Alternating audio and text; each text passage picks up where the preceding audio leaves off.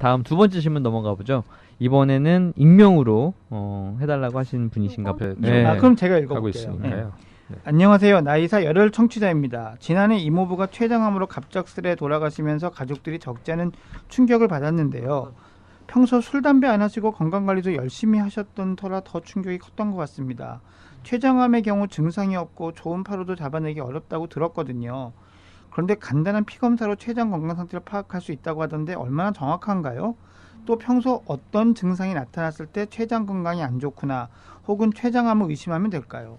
췌장 건강을 위한 팁도 부탁드려요. 너무 궁금합니다. 답변 부탁드려요. 하셨네요. 그리고 나이사 크로님들도 늘 건강하세요 하고 저희를 챙겨주시기도 하셨어요. 감사합니다. 네, 감사합니다. 이건 뭐 오늘 우리 낭단이 낭단이 그냥 네. 마음이 어찌다 편한지. 췌장암이 빈도가 네. 그렇게 많지는 않거든요. 저도 제가 알기로 2013년 통계가 네. 토탈 암이 한 24만 건 정도 우리나라에서 24만. 네. 갑상선암 빼면 한 18만 건 되는 걸로 국가암정보센터라고 클릭하시면 네, 거기 네. 통계가 아주 자세히 나와 있거든요. 거기 나와 있어요. 그 중에서 췌장암이 5,500건 정도. 18만 건 중에 5,500 건 중에 5,500건. 그러니까 남자 9위, 여자 9위. 남녀 합치면은 8위. 왜 그럴까요?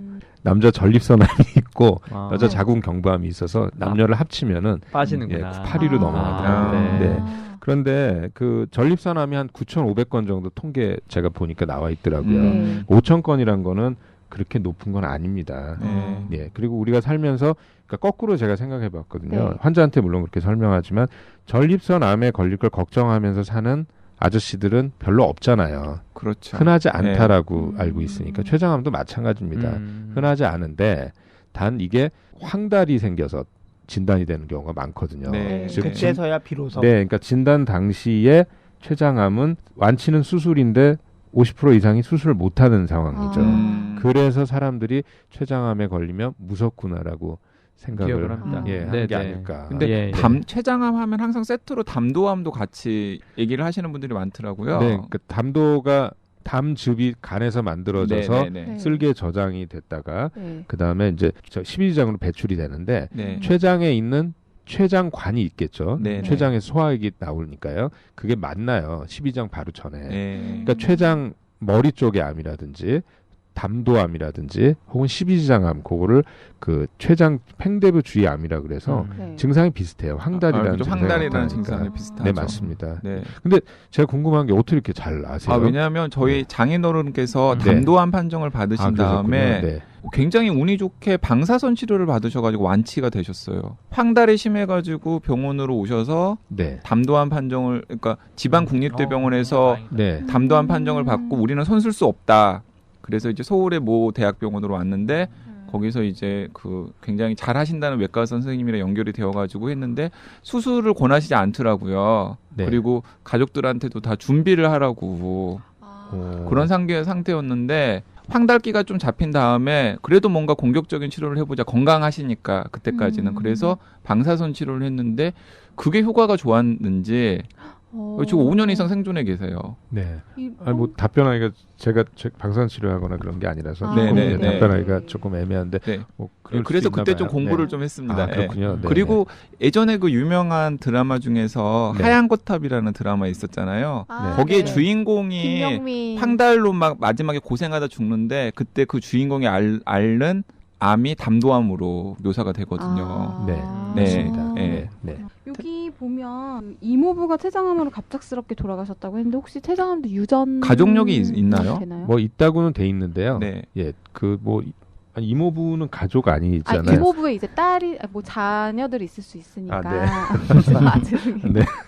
이모부도 가족은 가족이지. 아니 얘기가 쪽으로도 얘기가 좀 이상해지는데. 그렇죠. 유전을 생각할 때 가족은 아니니까. 이모부도 가족은 아니에요.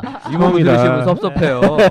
아니 근데 그 이모부와 유전적인 요인이 틀림없이 있어요. 그렇지만 이게 뭐 이렇게 가족 아버지가 췌장암이라 그랬다 그래서 제가 그걸 걱정을 하거나 그럴 필요는 없고요. 뭐 아버지나 아버지 형제들이 다 췌장암으로 돌아가셨다 이러면은 이제 그건 좀 심각한 거지만 그런 경우는 거의 없잖아요. 네, 그렇죠. 근데 여기 간단한 피검사 이게 뭐 다들 아시다시피 뭐 선별 검사라고 그러잖아요. 스크리닝 테스트라고 어떤 검사죠? 그러니까 이걸 뭐 어떤 피검사에서 우리가 이제 전문용어로 CA 19-9라고요. 예. 용어를 어렵게 생각하지 마시고요.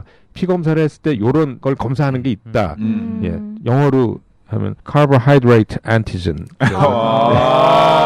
이번에 한번 약주하셨어요? 아니 근데 그거의 약자인데 네. 예, 이게 이제 다른 쪽의 암일 때도 올라갈 수가 있고 또 다른 상황에서도 올라갈 수가 있기 때문에 선별 검사로서의 의미는 크게 없다라고 돼 있어요. 검사를 해서 당신이 췌장암입니다. 요거를 판별하기에는 좀 부정확하다고 그렇죠. 봐야 되는 그렇죠. 거예요. 올라가 있을 때 네. 우리가 이건지 아닌지 뭐 찾아볼 수는 있겠지만 네. 네. 올라가 있다 그래서 이거 어떡하지라고 생각할 이유는 전혀 없는 거죠. 근데 이 복부 초음파로 췌장암 네. 진단이 그래도 잘 되지 않나요? 뭐 크기가 크면 진단이 되겠죠. 예. 그러니까 저희가 보통 왜 그 검진할 때 네네. 초음파 해보고 혹은 뭐 음. CT를 해본다든지 예. 그렇게 검진 목적으로 음. 하는 거 의미가 있습니다. 네네네. 근데 뭐 그러니까 다들 아예 발견을 못하는 건 아니군요. 잘 아시다시피 뭐 1cm 미만은 네. 방사선 영상의학적 검사로 검사가 조금 안 나올 수가 있고 네, 네. 뭐 보통 한 1cm 이상 돼야 나온다 뭐 그런 얘기도 있지 않습니까? 혹시 YG는 그거 기억하는 어느 암인지 모르겠지만 왜 미국의 어느 소년이 진단율 높은 검사 키트를 제작했다 해서 화제가 된 게 그게 췌장암 아닌가? 무슨 그 있잖아요. 기사인지 네. 네, 저도 뭐 얼핏 생각은 나는데 이제 정확히 맥락은 내용은 자세하게 모르겠어요. 지금 네. 생각이 안 나는데. 800불이 넘는 검사 비용을 획기적으로 낮추고 뭐 진단률을 높였는데 걔가 뭐 구글을 통해서 지식을 얻고막 해서 기획을 맞아요, 한 다음에 맞아요. 어느 그런 거 교수한테 있었어요. 그거를 보내서 뭐 그 연구소에서 만들었다 뭐 이런 네, 기사를 맞아요, 본 것 맞아요. 같기도 한데 전 그런 적이 없는데.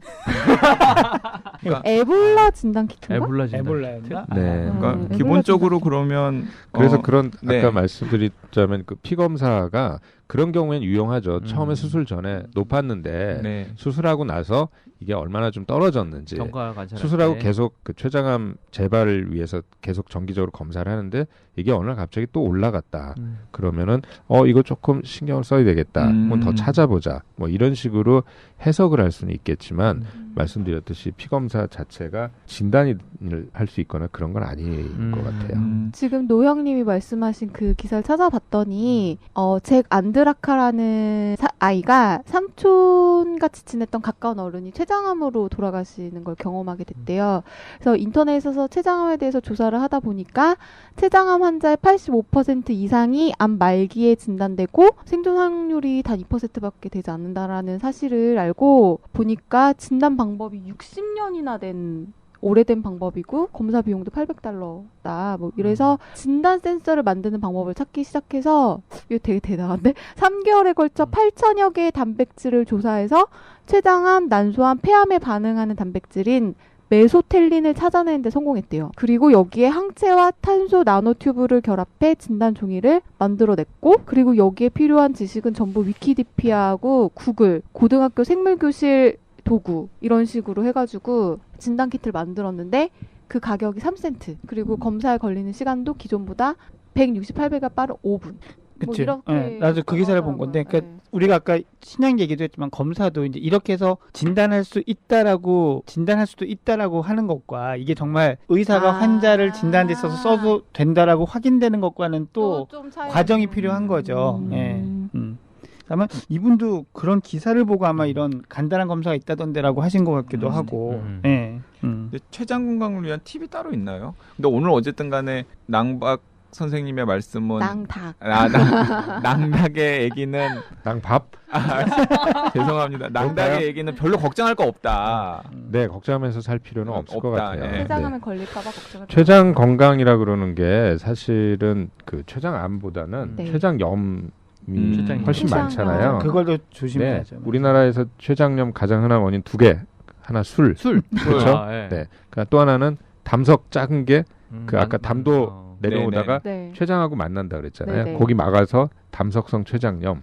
담석성 췌장염은 뭐 수술을 하거나 시술할 수 있는 거고요. 그다음에 이제 알코올성 췌장염은 당연히 조절을 해야죠. 그런 게 췌장 건강을 위한 팁이죠. 뭐. 췌장을 꺼내서 매일 물에 씻어서 이렇게 할 수는 없잖아요.